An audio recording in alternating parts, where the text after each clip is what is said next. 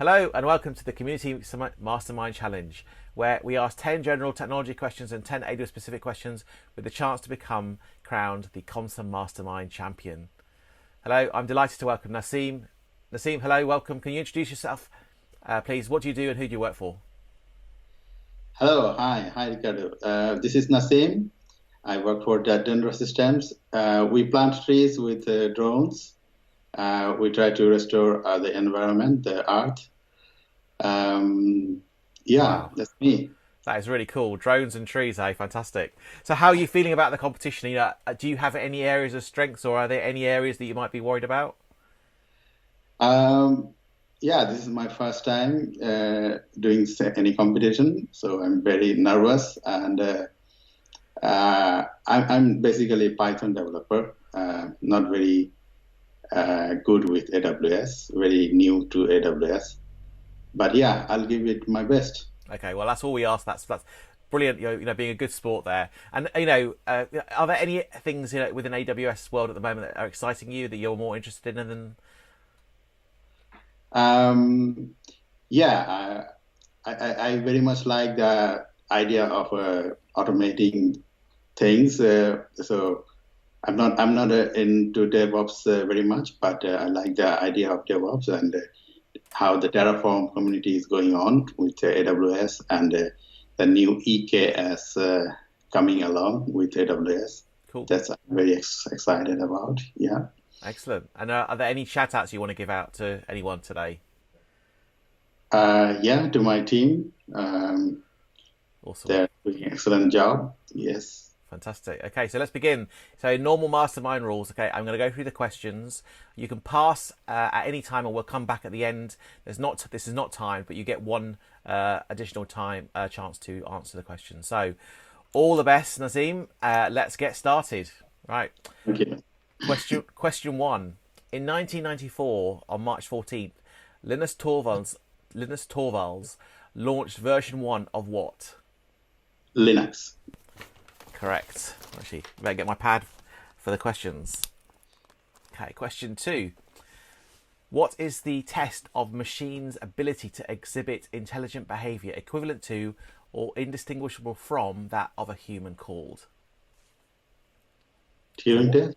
Yep, the Turing test. Question 3. What is the name of the general AI system in the 2001 film? Sorry, the film 2001: A Space Odyssey. Uh, Pass. Okay, pass. Question 4. In the series Silicon Valley, it followed the progress of a startup. What was the name of that startup? Pied Piper. Yes. Okay, great series for anyone who hasn't watched it yet. It's a must watch program. Question 5. Many enterprises use SIEM solutions to capture all application and infrastructure event information so that they can provide real-time analysis of security incidences. But what does SIEM stand for? Pass. Okay. Question 6. The computer that dominated the UK education and school classrooms during the 1980s and 1990s was called what? BBC Micro. Yes, the BBC Micro. Question 7. An open source tool that allows peer-to-peer software distribution created by Bram Cohen is called what? Sorry, by whom? By Bram Cohen. So, an open source tool that allows peer-to-peer software distribution created by Bram Cohen is called what?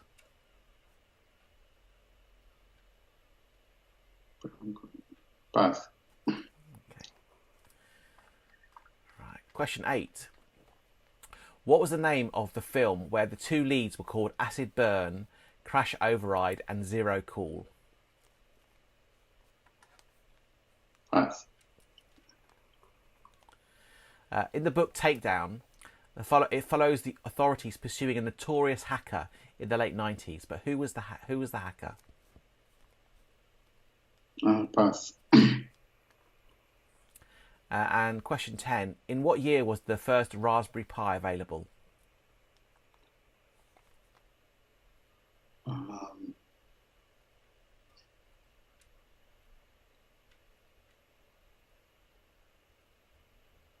2011.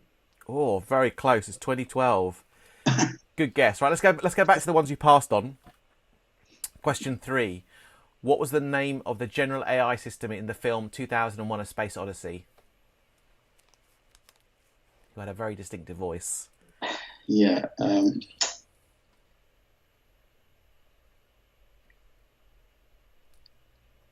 Come on.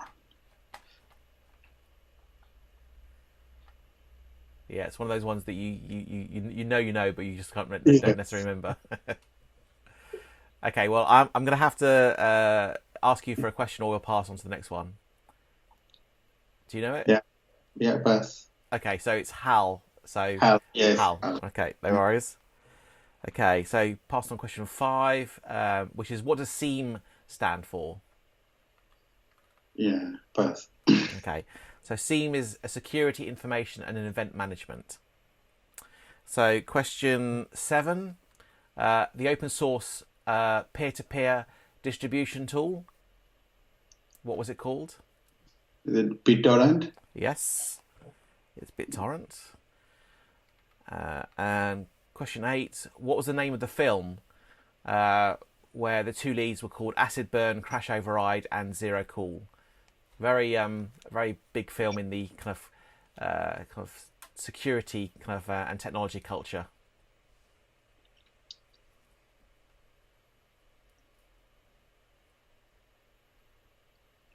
Pass. No?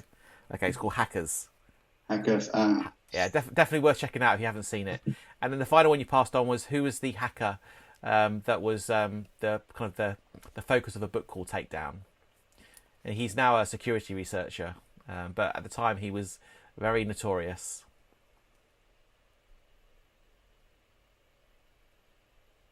Pass. Okay, it's Kevin Mitnick. Okay, okay, so 1, 2, 3, 4, 5. So after that, you scored 5. Mm-hmm. So Not bad. brilliant, very good, excellent. So let's now go on to the AWS round. Ready? Ready? Yeah. Okay, question 1. What is the name of the machine learning that the AWS Deep Racer can help you with? AWS what? Deep Racer. So what is the type of machine learning that that AWS Deep Racer uses? RCNN? No, it's deep reinforcement learning. Okay. Question 2. Who is AWS's chief evangelist, Lego fan, and sometimes wearer of purple hair? Pass. Okay. Question 3. Which AWS service would you use if you wanted to implement a predictable low latency connection to AWS from your data center?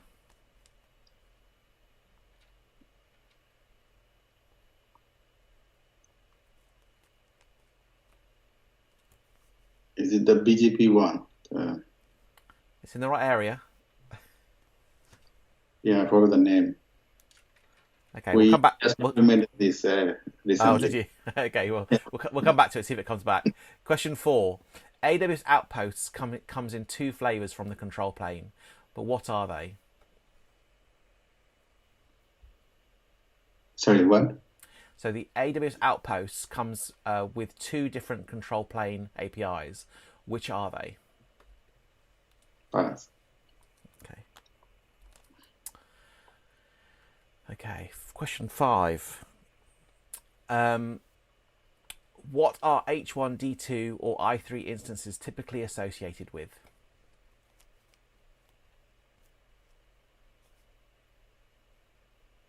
Pass. Question 6. Which open source project helps you run micro VMs?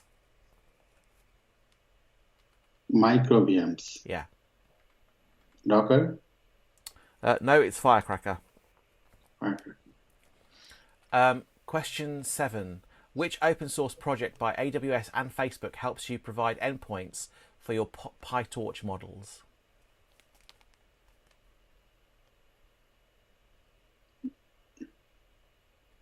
Ray? Sorry, what was that? Ray? No, RAY? it's TorchServe. Torso. Question 8. What is the name of the managed GraphQL service from AWS? No idea. Okay, it's AppSync. Okay. AWS AppSync. Question 9. When developing Alexa skills, what's the name of the language that lets you visualize your voice applications across devices that have screens? Fine. Pass? Yeah. Okay. And the final question is, what is the default soft limit for the number of AWS Lambda concurrent executions? Soft limit. Yeah.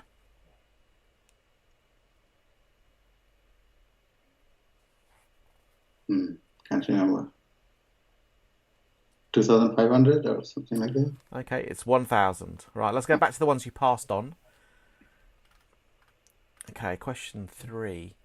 So, what's the name of the service that you would implement if you wanted a predictable low latency connection from AWS to your data center? Yeah, we just implemented last month.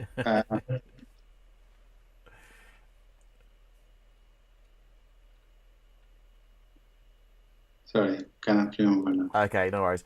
It's AWS Direct Connect. Direct Connect, yeah. Yeah. Okay. So the next one is AWS Outposts comes in 2 flavors on the control plane. What are they? I don't know. Okay, so one is native EC2 and the other one is VMware. And then the next one is what are H1, D2 and I3 instances optimized for? If you're not sure, just give it a guess. I3 instances are optimized for Lambda. No, they're storage. Storage. Storage DBS. optimized. And then the final one you passed on, which is when developing Alexa skills, what's the name of the language that lets you visualize your voice applications?